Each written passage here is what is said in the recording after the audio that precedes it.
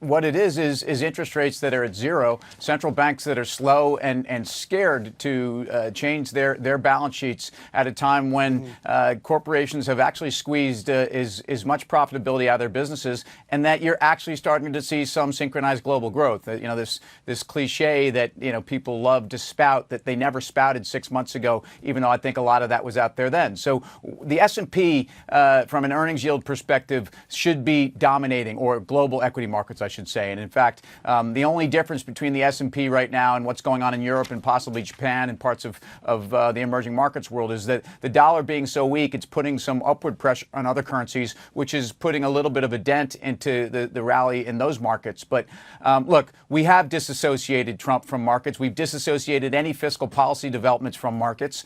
We've allowed the thought of less regulation in our markets and in the key sectors, because that is here and that is now, and we don't need legislation to know that the bullseye is off the back of the financials, and that I think that the drug companies are probably much better off than people think, et cetera, et cetera.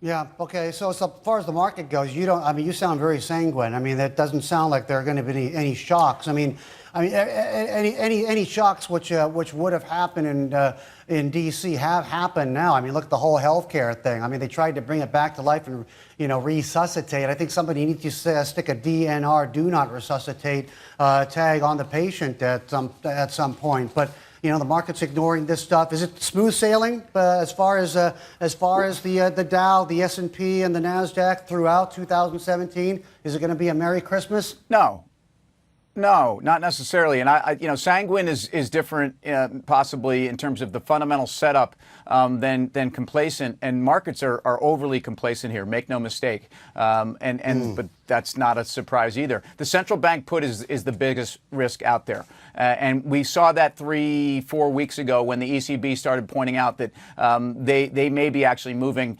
to, at least the minute their bond buying program is done at the end of the year, they may be more aggressive. They may even raise rates before that, because I think it's very good for the European central banks. We've heard the Fed prognosticating, although 2 weeks ago they stepped back, and that gave you this last push for markets. But I am concerned about the impact of central banks in the fall. I'm concerned about some seasonals here. I think if you look at the performance of Asia ex-Japan in August over the last 10 years, you're down 3.5% on average. So I think there are factors here to say that markets don't need to go straight up, even though I think the interest rate environment that keeps the 10-year between 2.25 and 2.75 is going to keep equities very high. And by the way, we have had a recovery in EPS, and that's constructive. But let's not get complacent.